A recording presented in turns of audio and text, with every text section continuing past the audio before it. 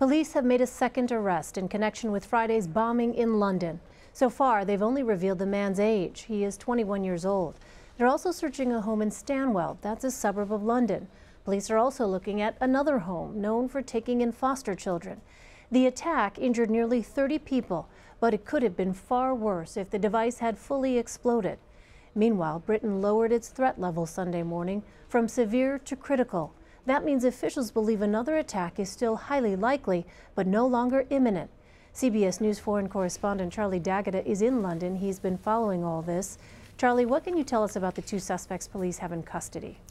Well, Elaine, the second arrest happened just before midnight here last night. It happened outside about 200 yards, actually, from Heathrow Airport. All we know is that it was a 21-year-old man who was arrested. That's what Scotland Yard has told us. The first man that was arrested, 18 years old, he was arrested actually at the port town of Dover, and we have learned since that he was actually at the departures area. Now, this is where people take ferries in order to go to the continent, continental Europe, in some cases France, wherever.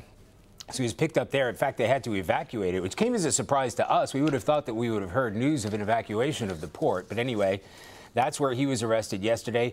Both men are being questioned. There are a few miles, probably 4 or 5 miles, between the residence of the first suspect, the 18-year-old man, and the 21-year-old man, again, just outside of Heathrow Airport. So, Charlie, what about these homes that police are searching? How many are there exactly? And then give us a sense of the geography here. Where are they in relation to London and the bombing? Both of these residences are west of London as you go toward Heathrow Airport. One, Sunbury-on-Thames, which is in Surrey. The other one closer to Heathrow, about 4 or 5 miles apart from one another. I hope I have that right.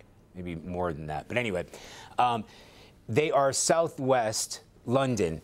What's sort of significant, or what investigators have pointed out, is in the case of the first arrest, by the way, we do believe that that 18-year-old is the bomber, the person who placed the bomb on the subway carriage at Parsons Green in London. If you were to draw a line, there are no subway trains that reach out that far, but if you were to draw a line, as you get closer to Wimbledon, that would be the first place. If that's where the bomb was planted, there would be 4 or 5 other stops along that line, the district line, as you come to Parsons Green. So it is a direct line from that address to the first subway train, tube train.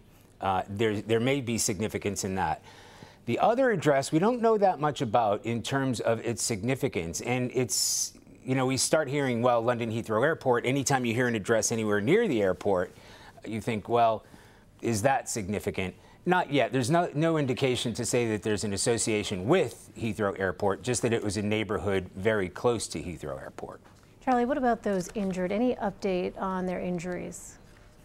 Yes. There were 30 people that were injured in that initial blast. They're calling them flash burns because what's significant here is that the main charge failed to detonate. Otherwise, there would have been catastrophic destruction and death on a large scale in a packed subway train at 8:20 in the morning.